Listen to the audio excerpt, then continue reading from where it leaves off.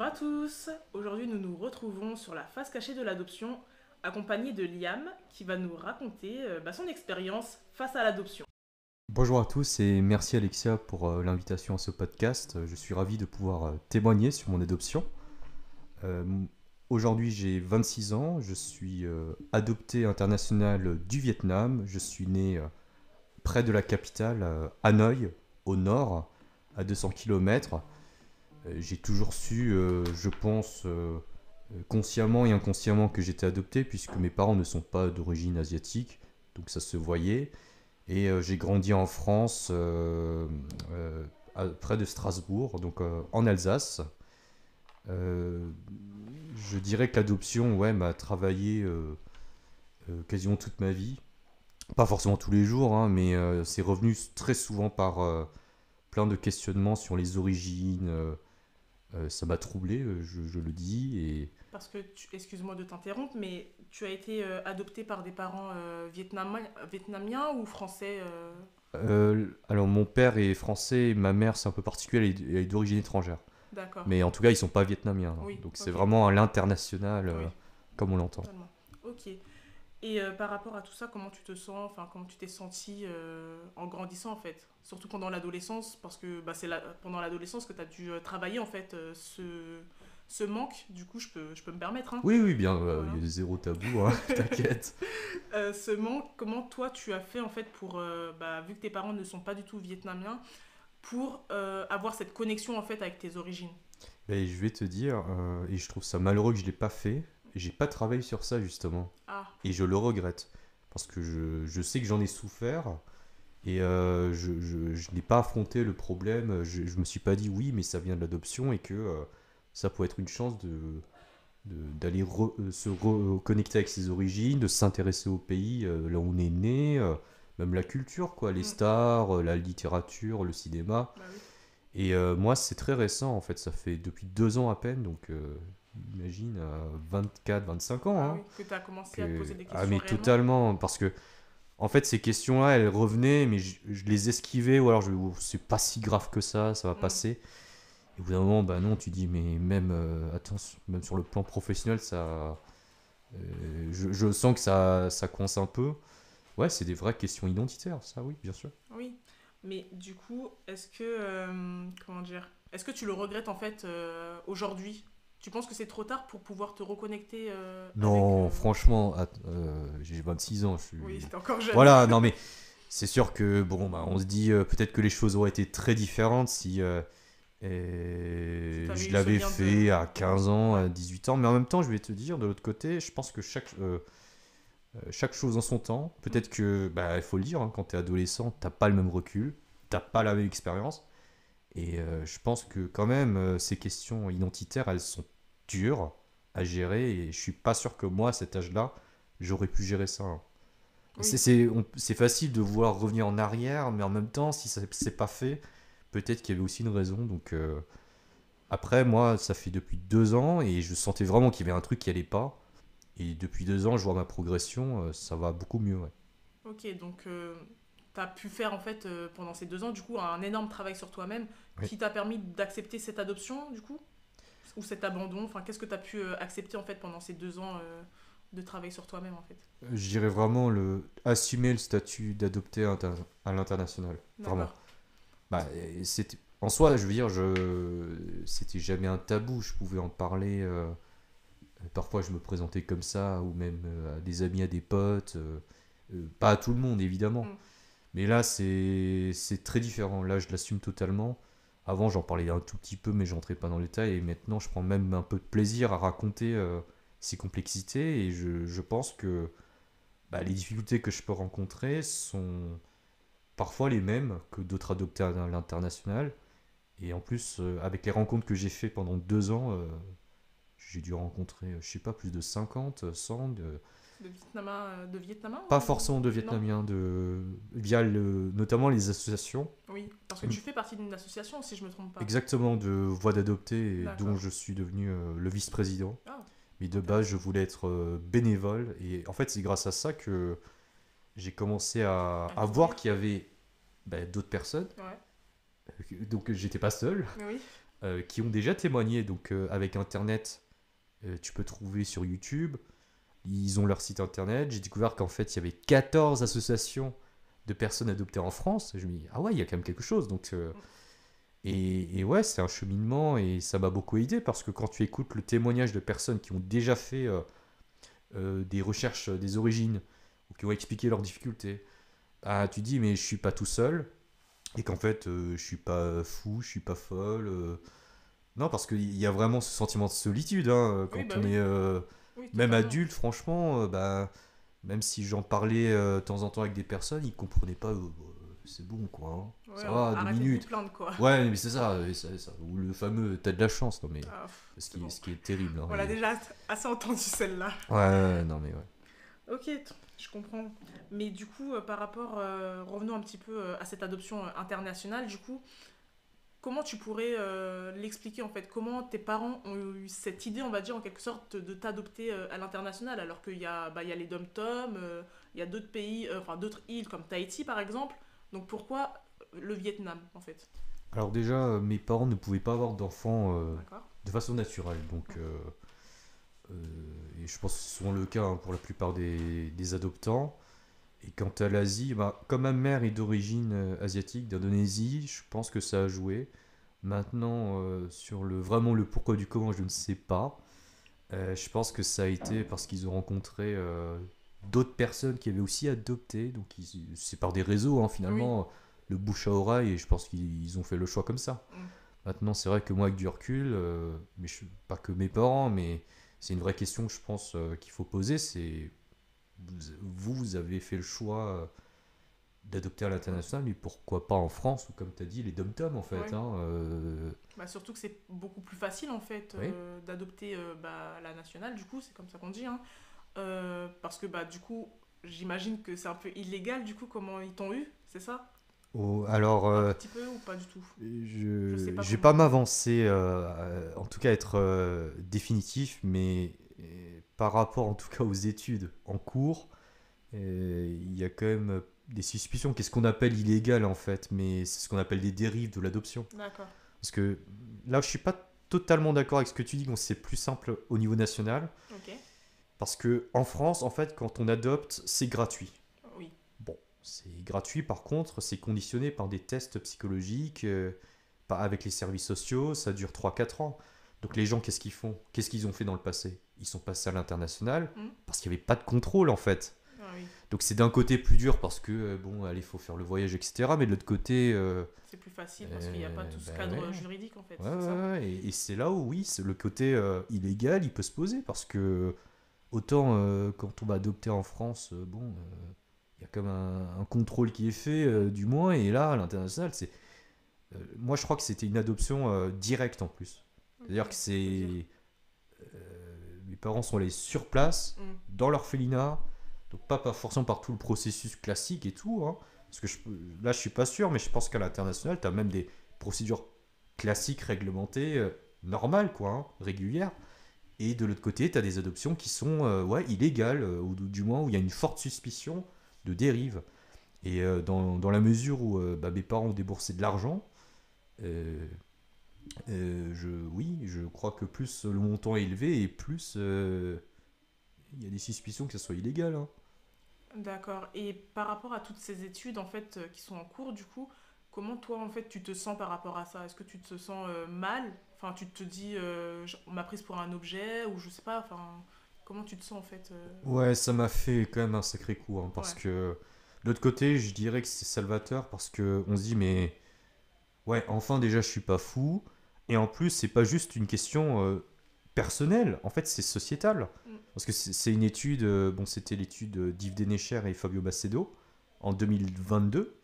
Et en 2023, il y a un rapport d'État français qui est sorti, interministériel, qui vient confirmer les adoptions illégales. Ils disent pas que c'est toutes les adoptions, hein, c'est au cas par cas, mais que globalement, il y a quand même un effet systémique. Donc le fait d'avoir... Moi, je pense que... Oui, c'est dur, parce que c'est une vérité qui est déjà globale, qui est assez dure, je pense, à encaisser. Et au cas par cas, ça peut l'être. Maintenant, je crois que ce qui est encore plus dur, c'est de ne pas savoir. Quand Mm. on sait qu'il y a ces études qui existent et que toi, tu sais toujours pas à 100% ton histoire. Ouais, Ouais, ça c'est dur, hein. Ouais. C'est très très dur. Mais du coup, par rapport à ton histoire, en fait, est-ce que tes parents, bah, j'imagine que du coup, ils n'ont pas pu te cacher en fait que tu as été adopté, hein. Ils n'ont pas trop eu le choix de te le dire, j'imagine. Ouais. Mais est-ce qu'ils t'ont dit en fait, enfin, est-ce que tu as eu la possibilité plutôt de retrouver en fait ta mère biologique ou pas du tout? Alors, oui, en partie en 2019. Donc j'étais en deuxième année d'études supérieures. J'ai pu aller 2 semaines, 2 semaines au Vietnam, ce qui est très court. Ouais. C'était pas que Parce pour que c'est grand en l'adoption. plus le Vietnam, non? Ouais, Ouais, c'est très grand. honnêtement, j'y suis allé, j'ai fait du tourisme aussi. Enfin, tu vois, la capitale, ok, j'y suis resté, mais après, j'ai. Donc, c'est important de le dire parce que la dimension touristique, entre guillemets, bah, ça permet de rencontrer son pays Oui. d'origine. Et c'est aussi important, tu vois, c'est pas juste pour l'adoption. Mm. C'est en partie pour ça, mais pas que pour ça. Et c'était trop court. J'ai adoré hein, ce voyage. Je suis retourné sur mon lieu de naissance, l'orphelinat. Euh, Non, attends, l'endroit où j'ai été accueilli. Pardon, excuse-moi, T'as pas c'est été pas. accueilli à l'orphelinat? Non, l'orphelinat d'ailleurs est détruit. Ah, Ouais, actuellement là, ouais, ils et l'ont détruit? 2019, il était détruit. Ah, Par d'accord. contre, le lieu où, paraît-il, j'aurais été accueilli après abandon potentiel, il existait toujours. Et donc, c'est mon intermédiaire de naissance qui m'a amené là-bas parce que j'ai logé chez lui en 2019. Et c'était assez surprenant parce qu'il m'a fait rencontrer une dame qui, d'après lui, d'après elle, m'aurait prise dans ses bras à la naissance. Donc elle a dit oui, mais c'est. Enfin, elle parlait pas du tout un mot français, hein, et moi pas Oui. un mot vietnamien, Ouais, il parce faisait la qu'en plus, traduction. t'as pas la langue, enfin, t'as Bah pas appris non, la langue du coup, t'as pas pu. franchement, en C'est fait, tu le regrettes ça aussi du coup ou pas du tout? Enfin, ouais, bah maintenant un oui, petit peu. enfin, bon, je compte pas non plus l'apprendre de manière bilingue parce Hmm. que on va pas Oui, se le cacher mais des en petits mots France. quoi. Ouais, ouais, mais ça c'est important, tu vois, quand Oui. même, aller un tout petit peu apprendre la base de la base, quoi, hein, Hmm. avoir un niveau, comme on dit, A2 ou B1, mais bon, c'est vrai que en France ça sert pas, hein, Ouais. professionnellement et même Oui, bah c'est surtout avec l'anglais des en fait amis. qui sert de toute façon en Ouais, France. c'est Donc, ça, professionnellement ça sert pas, et ouais, puis même en Asie, c'est pas la langue c'est que tu plutôt le sais. chinois ou le Ouais. japonais, quoi, hein. Mais n'empêche, je vais dire un truc déjà sur la langue, c'est le même alphabet que nous. Ah bon? Ouais, c'est le. Bah, là, je t'ai ramené mon certificat de Ah naissance, super. justement, pour te montrer un peu. Et tu vois, c'est pas du tout les caractères mandarins, Ah chinois ouais. ou coréens. Donc c'est. Ouais, ouais, parce Bah, que. c'est déjà un peu plus simple du coup. Ouais, je pense, ouais. Ouais. À apprendre et à prononcer les mots aussi, je pense du coup. Peut-être un peu. Aucune idée. Ouais. Je crois que c'est assez compliqué. Assez galère Ouais, la le prononciation. langage. Mais. Oui, parce que. Alors, ça s'explique parce que le Vietnam a des liens historiques avec la France. Ah oui, comment Ouais. ça? Euh, Au XXe siècle, Hmm. c'était une ancienne colonie. Ah, Donc ok. l'Indochine, où là je peux même plus pas te situer à 100%, mais c'était avant la guerre du Vietnam, des États-Unis. Donc tu vois, c'était d'abord les Français qui étaient là-bas et ensuite les Américains. Ok. Ouais. Mais du coup, pour revenir à ce que tu disais tout à l'heure, parce que je t'ai coupé dans ton élan, tu parlais de intermédiaire de naissance. Qu'est-ce que c'est? Pardon, parce que je connais pas du tout. Ouais, c'est. Bah, en fait, tout simplement, c'était quelqu'un, quoi. C'était Ah, ok. un individu. Non, mais vraiment, un individu qui. Je vais pas le nommer, mais qui aidait des adoptants français qui venaient, hop, ils viennent au Vietnam et ils mettaient en relation, qui gérait la traduction, les papiers, il était là à côté, quoi. Donc c'était, mais je sais pas dans quel cadre ça a été fait. Est-ce que c'était dans un cadre reconnu par l'État, associatif? Quand je te dis intermédiaire, ça paraît un peu, on le fait. Hmm. C'est pas le seul hein, d'ailleurs, hein, je veux dire, avoir fait ça, mais oui, c'est pour ça que le côté un peu illégal il ressort en fait. Ouais. Ouais. Mais comment tes parents adoptifs, enfin, t'as pas de problème avec tes parents adoptifs, je sais pas si ça te convient. J'ai mis un peu de distance avec eux, c'est pour ça. Donc tes adoptants, du coup, Ouais. comment en fait ils ont pris connaissance de tout ça en fait. Comment ils ont fait pour le contacter? Voilà, c'est le mot que je cherchais, pardon. Alors, je t'avoue, je sais pas à 100%, mais comme je t'ai dit, c'est plutôt par les réseaux. Ouais. Donc, je crois que c'est en France, en fait, ils ont des amis qui leur ont dit, mais je connais quelqu'un là-bas, quoi. Ouais, hop, on vous met en relation avec lui. ok. Ok, sachant qu'il n'y avait pas WhatsApp, il n'y avait pas Ouais, Internet et tout. c'était à Ouais, ouais, l'ancienne. c'était les années 90, hein, donc, Mm. mais ça, c'est comme ça. Et c'était pas un cas isolé, hein, il y a eu plein d'adoptions comme ça, par des réseaux. Certaines, je crois, au Vietnam, c'était par des associations. Mais du coup, tu disais que en fait, t'avais mis un petit peu de distance avec tes parents adoptants. Ouais. Pourquoi? Enfin, qu'est-ce qui s'est passé, si je peux me permettre, hein, comme Ouais, tu bien veux. sûr, c'est ce sujet précisément, en fait. C'est ce sujet, et c'est là où je Est-ce que pense ça a c'est... déclenché quelque chose en toi ou pas? Cette Ouais. conflictualité avec tes parents. Ouais, parce que quand même, il y a ce truc de se dire, mais si ça n'a pas été fait de manière totalement réglo, Ouais, enfin, je me poserai pas ces questions-là à 26 ans.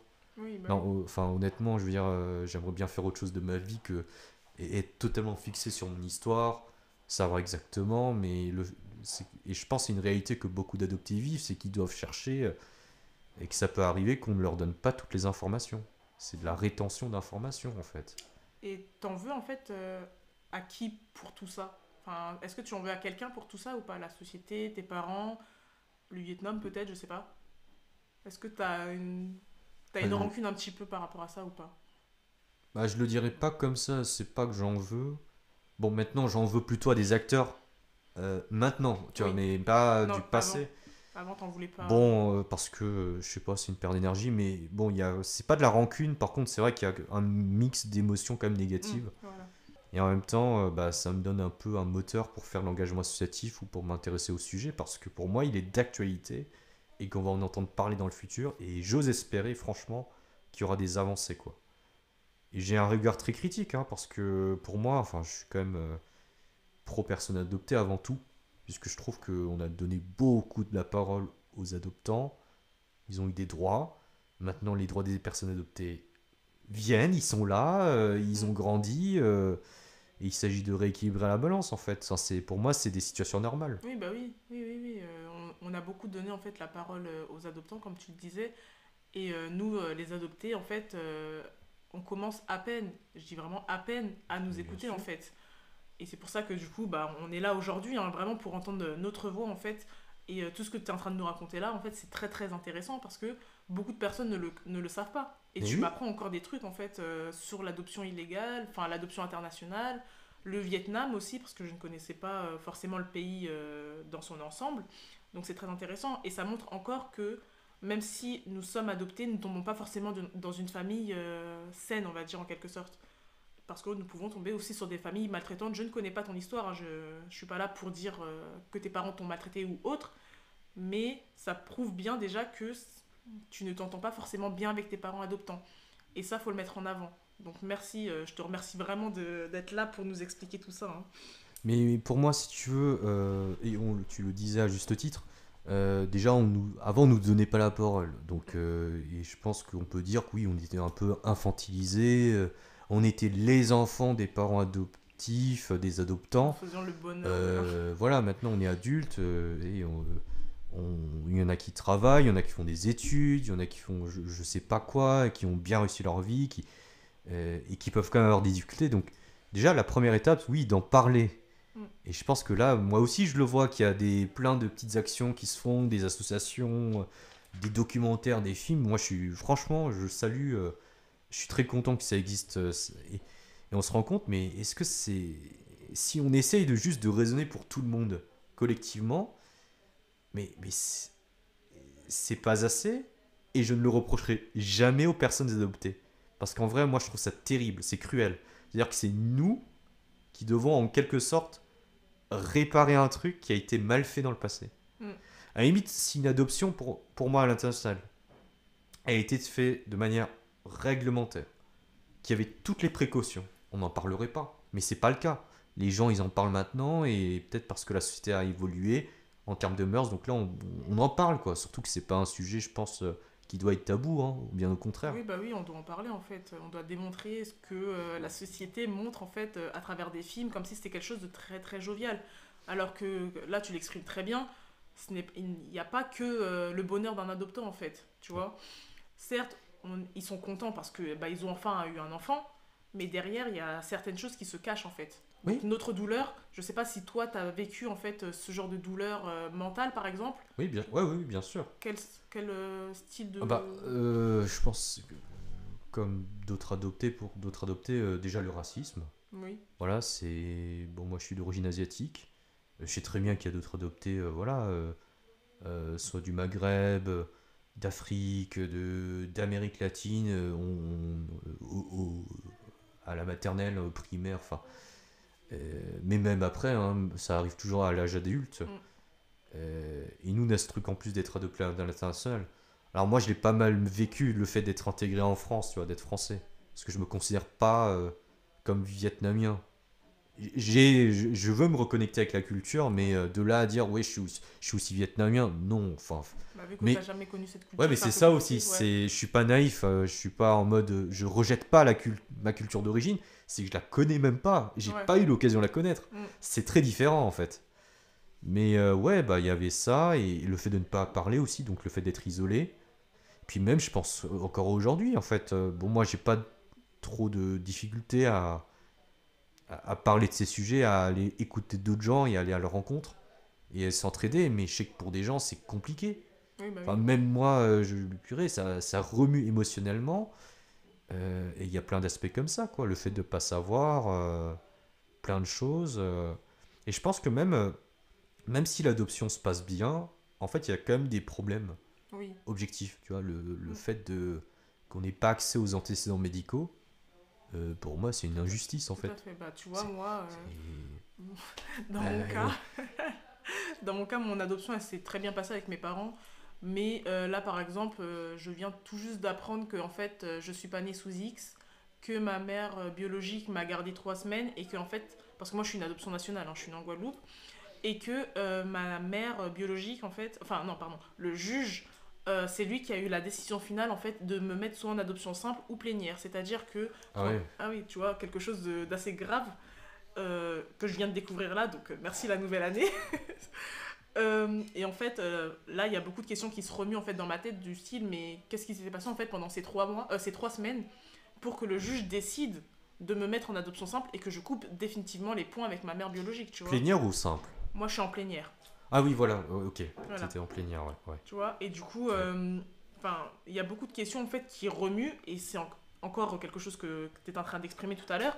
Le CNAOP, par exemple, ne m'aide pas, l'ASE en Guadeloupe ne m'aide pas, et ça, tu Ouais. vois, j'essaye de revendiquer ça en fait parce que je me dis, mais je vous ai envoyé, ça fait 6 ans que je suis en contact avec le CNAOP, ça fait 6 ans qu'il m'envoie le même questionnaire 4 fois. Je pense que mon dossier est assez bien rempli au bout d'un moment, mais enfin, il n'y a rien de normal en fait Ah dans tout ça. mais moi, tu me demandais avant comment je vivais l'adoption et tout. Pour moi, moi, je suis très critique envers les institutions, Mm. les pouvoirs publics comme le CNAOP ou les services qui sont censés nous aider. Et quand je te parlais qu'il y avait des études, etc., là, ils ont mis en place le Conseil national de l'adoption. C'est une C'est instance où? Enfin, en c'est France. en France. Ouais, c'est très récent, ça existe depuis 1 ou 2 ans, où tu as plein d'acteurs de l'adoption. Il n'y a que 2 associations qui siègent sur les 14, dont la mienne. Mais est-ce que les personnes qui sont dans cette association sont des adoptés? Dans mon asso, oui, on Oui, est tous oui, adoptés. dans ton asso, mais Mais dans dans cette... le Conseil national d'adoption, Ouais, c'est ça. attention, c'est aussi des acteurs comme le Quai d'Orsay, le ministère des Affaires étrangères, le CNAOP. Ah oui, d'accord. En fait, c'est les acteurs, l'aide sociale à l'enfance, déjà, oui, le fait que je t'énonce tous ces acteurs, pour moi, ça me donne mal à la tête. Mm. Parce que moi, j'ai cherché, mais purée, je me dis, mais attends, mais d'où c'est à moi de chercher l'existence du CNAOP, l'existence de tout ça.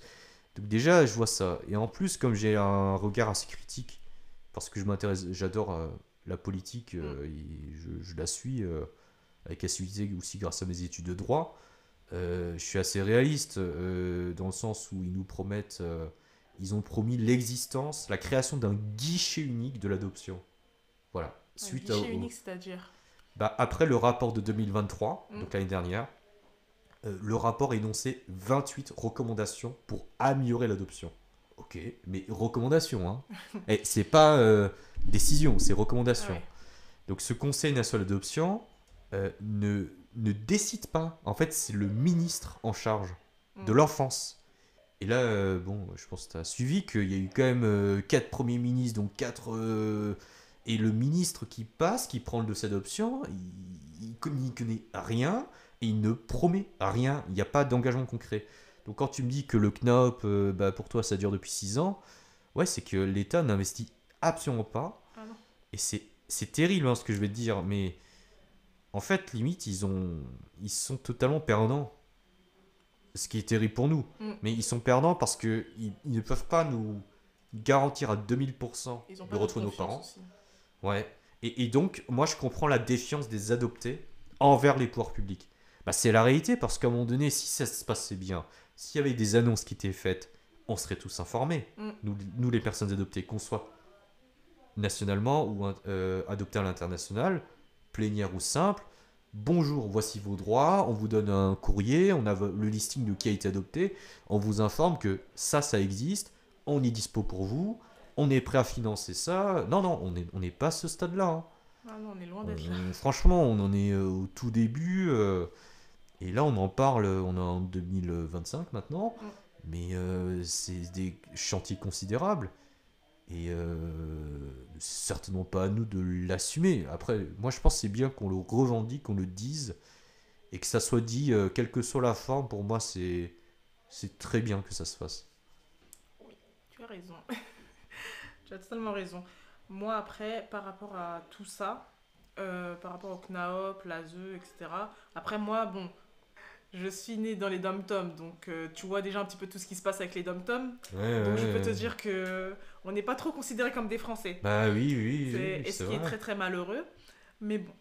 Et en fait, j'ai quelqu'un qui travaille dans mon orphelinat, parce que moi je sais, à tout moment c'est pas réellement vrai, parce que bon, je vois qu'on m'a beaucoup menti en fait sur mon acte de naissance, mon dossier d'adoption, etc.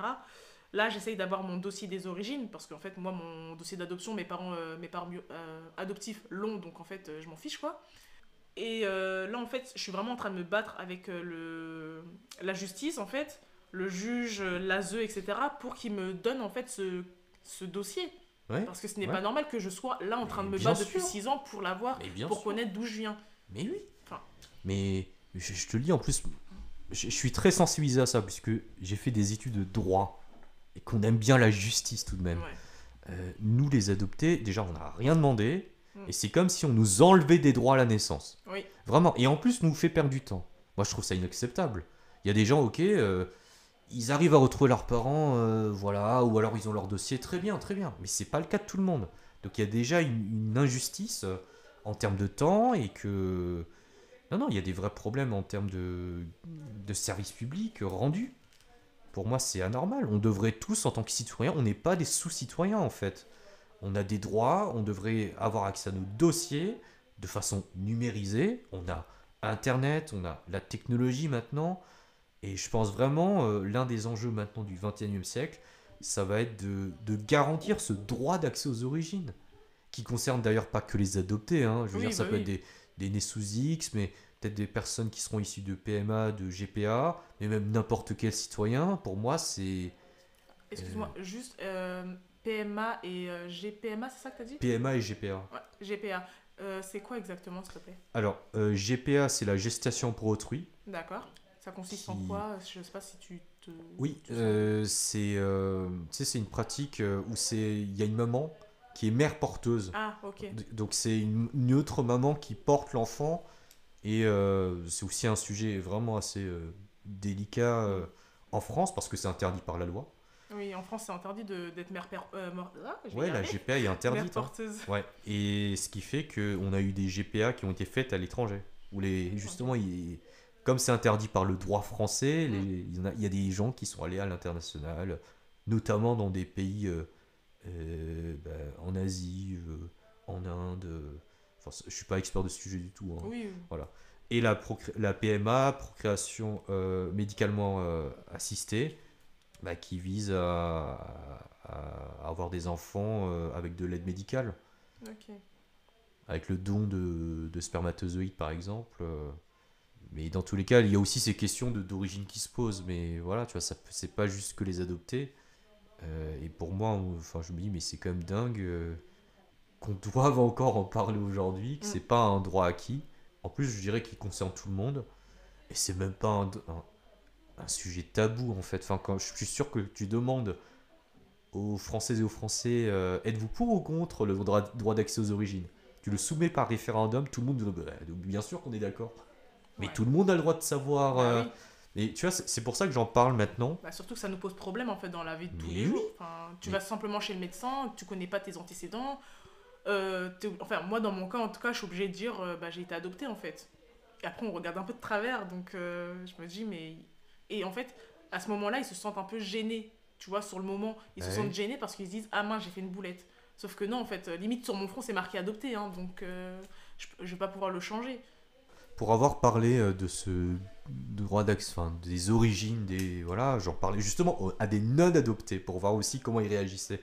Mais la plupart des gens disent mais oui, mais moi j'aime bien connaître l'histoire de ma famille, qui sont mes grands-parents, est-ce que je viens de telle famille, ou de quelle partie de la France, si on reste en France, voilà, est-ce que je suis breton, enfin, les gens sont fiers. Bah oui. Et j'ai même vu sur internet, bah, t'as plus de la moitié des Français qui sont attachés à leurs origines, qui aiment la généalogie, donc l'étude de l'histoire de leurs ancêtres. Et pour nous, à l'international ou en dom-tom, c'est aussi important parce on n'est pas une fiction en fait. On est Mm. aussi des gens, on descend d'autres cultures. Bah oui.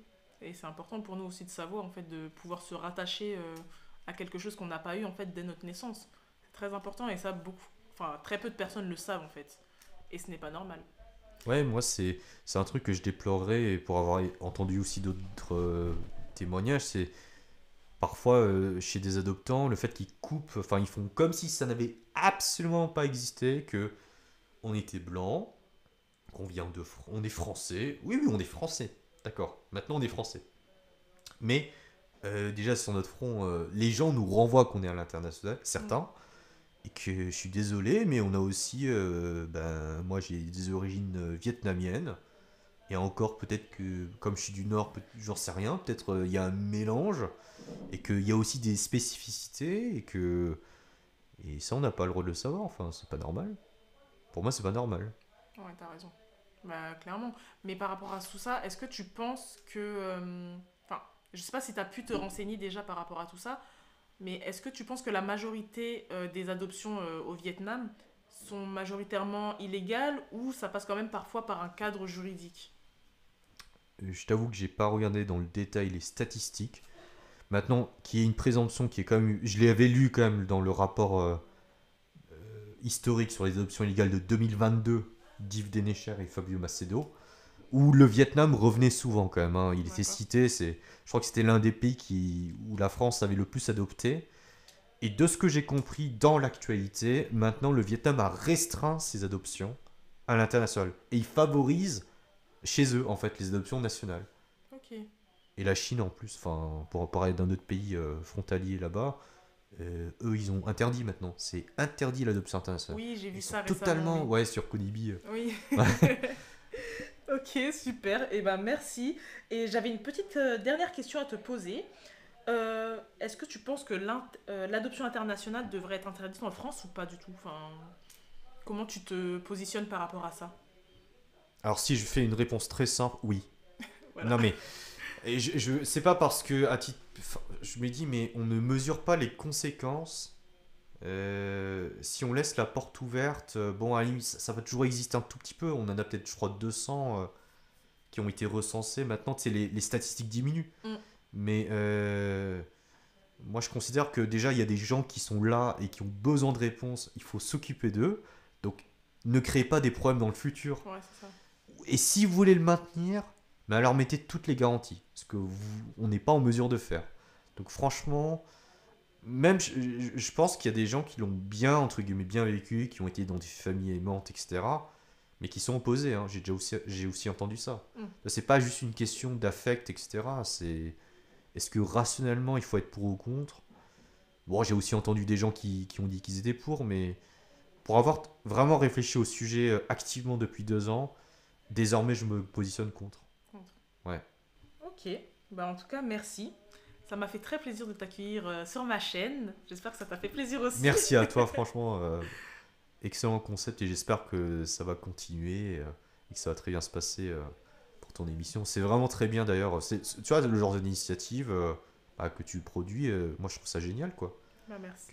Parce que c'est pas tout le monde qui nous demande notre avis en fait sur l'adoption. Donc, Bah, je me dis en fait, c'est pour ça ouais. du coup que j'ai appelé ma chaîne de podcast la face cachée de l'adoption, parce que je trouve que c'est quand même important en fait, comme je te le disais au début, d'entendre notre voix, parce que très peu parlent, et encore à l'heure d'aujourd'hui, il y en a beaucoup qui ont honte en fait de se faire adopter. Moi, il y a 2 ans encore, là j'ai 20 ans, mais à mes 18 ans, j'avais encore très honte de parler de mon adoption. Et en fait, quand j'ai commencé à vous rencontrer, d'autres personnes adoptées comme moi, donc ça a vraiment commencé là, en fait, en novembre 2024, je me suis ouverte, et c'est là, pendant ces, je dirais même pas 2 mois, vraiment en un mois, en fait, j'ai pu concrétiser mon projet avec mon association que je suis en train d'ouvrir, ce podcast, et je suis quand même assez fière, en fait, de Ah t'accueillir mais là tu sur ma peux, hein, chaîne. tu peux. Et je dirais vraiment, moi ce qui m'a aidé aussi, enfin, dans mes rencontres, et là pour le coup, je veux dire, c'est le côté positif de tout ce négatif, c'est que je me suis rendu compte que c'était pas, je m'intéressais pas qu'aux personnes adoptées du Vietnam, mais vraiment déjà français et d'autres continents.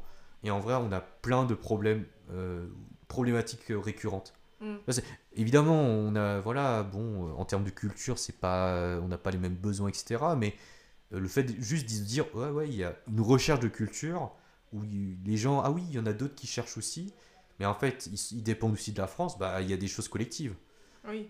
Bien sûr, c'est. Et je trouve que c'est nécessaire de le faire pour des personnes, oui, qui pourraient se sentir isolées, qui n'auraient pas de. Le fait qu'ils écoutent simplement le témoignage d'autres personnes, certaines ont déjà réussi à entreprendre des choses, Oui. des activités artistiques, j'en ai vu pas mal, hein. Bah, des pièces de théâtre, il y a des films sur des personnes adoptées. Oui, mais il faut pas regarder n'importe quoi. Ouais, ouais, des Là, documentaires. récemment, j'ai regardé un documentaire sur Netflix qui s'appelle On se retrouve. Je sais pas si Ok. tu l'as vu, Non, mais en c'était là, fait, non. ce sont ces 3 filles, des cousines, qui ont été dans le même orphelinat en Chine. Ok. Et en fait, elles ont réussi à se retrouver grâce aux réseaux sociaux, et elles ont décidé de faire un grand voyage avec leur famille adoptante en Chine pour retrouver en fait leur culture, leurs parents biologiques, etc. Et c'est un documentaire très intéressant. Donc si tu as le temps de le visionner, je te le conseille, hein. Ah, je te jure, là, je peux te dire un truc, c'est que je Vas-y. me suis beaucoup documenté Mm. et qu'il y a énormément de. Franchement, si on cherche bien, on trouve les films, les documentaires, les Ah oui. reportages sur. Mais pas tant que ça, tu vois, mais quand on creuse bien, et l'étude que je t'ai citée de Yves Dénécher et Fabio Macedeo, il y a une partie où ils ont listé toutes les interventions médiatiques. Ça doit faire genre entre 5 et 10 pages PDF, ligne par ligne, depuis les années 70-80. Ah oui, mais on parle d'adoption sur telle chaîne britannique, française, à la radio, à la télé. Ils ont listé quoi. Donc, en fait, le sujet, il existait médiatiquement, mais totalement en faible quantité. Oui. Ça a toujours existé des témoignages comme ça. Et là, je pense que ouais, grâce aux réseaux sociaux, il faut les utiliser. On peut parler librement de nos. Sans contrainte. Je dirais vraiment, c'est le fait que les adoptés eux-mêmes témoignent qui est super important. Oui, bah oui, Ah personne va ouais, parler non, à notre place de mais toute bien façon. sûr. Moi, j'accorde beaucoup plus de crédit à une personne adoptée, hein, Oui, quel que bah oui, c'est soit. normal. Ah, mais totalement. Enfin, moi, je fais plus confiance à leur vécu, à elles. Je me reconnais en elles. Et il n'y a même pas. Franchement, j'ai pas ressenti de culpabilité alors que je pouvais l'avoir avec d'autres personnes. Mm. Tu vois, des adoptants ou des gens tiers. Là, non. Non, Et, il y a un truc qui fait que. Il y a des sujets, bon, on sait qu'ils peuvent être difficiles et qu'on peut aborder sereinement oui. sans. Ouais. Mais du coup, par rapport à tout ça, même si on avait déjà dit au revoir, c'est pas grave. euh, Comment toi t'as pu gérer en fait ce traumatisme du coup, hein, c'est un traumatisme, hein. Donc Depuis et, 2 ans ou et depuis toute la vie? je sais pas, comme tu veux. Alors, depuis 2 ans, bon, déjà, je pense que j'ai pas tout résolu. Franchement, il y a encore beaucoup de travail. Hmm. C'est pas une colère, mais c'est. Bah, c'est de la frustration. Ouais, un mix de déception, parfois Hmm. c'est. Mais en même temps, quand je vois que je travaille sur moi-même et que je progresse, oui, voilà, tu vois, tu pars de là, d'un point A, et tu arrives à franchir, donc tu t'améliores en fait. Ouais. Et je dirais que, en fait, plus tu as de réponses sur toi, et plus tu dis, mais au moins, hop, ça, je l'ai acquis, tu vois. Donc, c'est le fait aussi de m'investir et de m'intéresser à fond au sujet, Ouais. ce que je ne m'autorisais pas avant. Ça te comble quelque chose, tu penses, ou pas du tout? Partiellement, parce que, bon, la vérité, je le dis franco, tu vois, c'est. J'écoute des témoignages d'autres personnes, d'autres pays. Mm. Oui, ça aide, mais en même temps, c'est pas que le Vietnam. Enfin, Oui. au bout d'un moment, je vais aussi me centrer à 2000% sur le Vietnam, mais au bout d'un moment, je pense que ça reste une histoire individuelle, en fait, aussi. Tu vois, c'est. Et je le dis, s'il y a des gens qui nous écoutent, bah, c'est pas parce que un tel se sent heureux que vous devez culpabiliser. Non, non, c'est propre à chacun, en fait. Chacun son cheminement, et que ça peut prendre du temps. Et on le voit dans les films, dans les récits. Oui, bah oui. Et c'est pas fait en un an. Mm. C'est un travail de toute une vie. Bah, Et c'est c'est ça. normal d'avoir des chutes, d'avoir des hausses. Bah, sur toute la vie, oui, mais moi, oui, je le dis, ouais, c'est des traumatismes, hein. Mais c'est un sujet tellement en fait minimisé que ils pensent que ce n'est pas un traumatisme et qu'on exagère. Sauf que si, c'est bel et bien un traumatisme parce Et que nous oui, vivons quand même un abandon assez sévère. Parce que, enfin, quand on parle d'un enfant, par exemple, de 1 an qui est juste à l'autre pièce alors que sa mère est dans la cuisine, déjà le lien se coupe en fait. bien Donc sûr. imaginez d'un pays à un autre, tu vois. Mais oui, Donc c'est déjà assez compliqué et ça c'est enfin faut le revendiquer encore plus en fait pour vraiment dire au monde si c'est un traumatisme même si nous sommes dans des familles formidables comme moi par exemple, je suis quand même traumatisée de quelque chose en fait. mais Parce bien sûr. donc enfin faut arrêter de minimiser les choses en fait, tout à fait. Pour moi, ce qui m'a aidé, parce que tu sais, je m'attendais, et j'en ai eu hein, forcément des réactions. Ah oui, mais vous exagérez, tu exagères, gni gni gni, bon, ça va, passe à autre chose, ou t'as de la chance, etc. Et depuis 2 ans, je me rends compte, bon, il y a quand même des gens sérieux qui ont écrit des livres, qui ont fait des études, même si sur le ressort psychologique. Ben, quand tu parlais de traumatisme, oui, moi je le dis, c'en est à la naissance, mais ensuite après, et toute la vie, et que ça a des répercussions. J'avais lu comme quoi, bah déjà, entre guillemets, on réussirait moins bien scolairement. C'est pas parce qu'on est plus bête, Non. mais ces questions, elles se posent à l'adolescence, donc on a Mm. ça en plus. Bon, À gérer. bah voilà. Un jour, oui, bon, je sais pas, tu travailles en France, oui, mais cette question te revient comme ça. Bah, comment tu fais pour gérer? Mm. Et c'est pas comme aller réparer ton vélo ou aller chez le médecin, là. Ah bon, chercher quelqu'un à l'autre bout du monde? Mais pourquoi vous avez ce besoin-là? Mais oui, il y a un moment donné, chez Oui. certaines personnes, il y a un truc, hein. Il y a des études qui attestent que bah, le fait de déraciner quelqu'un, de l'emmener à l'autre bout du monde comme ça, et en plus, bon, moi ça m'est pas arrivé, mais si on te cache la vérité totale, Oui, bah oui. parce que ça arrive, hein, des Oui, gens qui oui, sont ça adoptés arrive, qui ça savent arrive. pas, mais putain, tu te dis. J'ai quelqu'un que. Enfin, j'ai quelqu'un. C'était au collège, en fait, j'ai entendu une personne marcher derrière moi qui disait en fait que ses parents lui avaient caché son adoption et il avait 14 ans quand même. Donc en plus, le pire, c'est qu'à 14 ans, tu te commences à te poser Mais, un maximum de questions en fait. mais les gens ils te disent, mais ils se font des remarques blessantes, comment tu assumes ça Enfin, moi je dirais, je le dis, les personnes adoptées, du moins que j'ai rencontrées, sont courageuses. Mm. Celles qui témoignent, voilà, qui acceptent de mettre comme ça sur la place publique, sur Internet ou en parler dans les médias. Enfin, moi, je trouve ça très courageux. Et il y a souvent, quand je discute avec des adoptés, on se dit entre nous qu'on est un peu des survivants, des suradaptés. Et franchement, je trouve que c'est une belle expression parce que c'est vrai. Tous les efforts qu'on a dû faire, et ça veut pas dire qu'on minimise, oui, mais parce que vous avez réussi à vous adapter, c'est bon, tranquille. Non, non, non, Ouais, non. non. Il y a quand même des répercussions, ça peut nous rendre plus forts. Surtout qu'on n'a pas le choix en fait. Ben Ça oui, peut- on n'a pas le choix, Voilà. on n'a pas le choix. Ça nous rend plus forts, mais il y a aussi des fragilités et vraiment sur le ressort. Et encore une fois, ça fait pas de nous des personnes déviantes, folles, etc. Non, c'est qu'à un moment donné, est-ce que c'est normal qu'il se passe ça à la naissance? Non. Tu parlais un peu de la séparation juste entre une chambre. C'est oui, bah, un enfant, un nourrisson, il a besoin d'un lien. Mm. D'ailleurs, souvent dans les récits des adoptés, moi j'entends que les gens veulent retrouver leur maman. Bah, la majorité, oui, c'est Ouais. beaucoup la maman. On Et t'as parle vu? jamais du papa. Eh oui, mais comment c'est? Même moi, hein. Mm. Pourquoi d'abord la maman? Bah, alors en C'est. fait, là, je peux un peu t'expliquer parce que je suis en Ouais, formation vas-y. d'éduc. Mais en fait, c'est parce que on a un lien particulier avec la maman parce que c'est elle qui nous porte en fait pendant les 9 mois de grossesse. Donc dans son ventre, en fait, il y a ce lien qui se crée que on n'a pas forcément avec le papa en fait. Et ce qui fait aussi que, bah, on revient encore un petit peu à la société, ce qui fait que du coup, bah, la plupart du temps, c'est souvent le papa en fait qui laisse l'enfant avec la maman en fait, tu vois. Donc c'est pour ça qu'on a ce lien qui revient envers la maman alors que bah, le papa peut être là en fait aussi, tu vois. Et ça, ce n'est pas normal. C'est pour ça qu'on demande aussi l'égalité homme-femme. Mais bon, on va progresser au fur et à mesure des années et un Bah, jour on y j'espère, arrivera. ouais. Bah ouais. En tout cas, Liam, encore une fois, merci pour Merci à ton toi. témoignage. Ça m'a fait très plaisir, encore une fois, de discuter avec toi de tout ça. C'était très intéressant. Et j'espère que ça intéressera aussi nos auditeurs. Merci.